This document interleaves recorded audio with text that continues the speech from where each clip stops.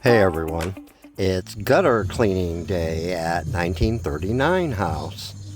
As you can see, the back part of the house is a long way up, and I say that because I'm very afraid of heights.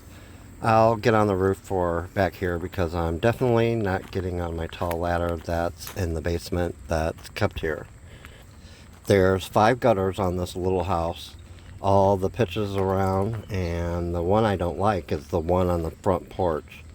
It's at a weird angle, and it makes it look like the roof is falling down whenever you first look at the house. I also don't like the brown gutters and downspouts, but they look new and are in perfect condition, so whatever for that. There's 2 giant pine trees that make a huge mess all over the yard, in the gutters, and even the pine needles go through the window screens, making a mess of the sills. I wanted to get all this done, paint a closet, and a few other things before my tenant lady moves in. Anyway, I've got a long hose, a trowel, and a ladder, so I'm ready to go. See you in the next video.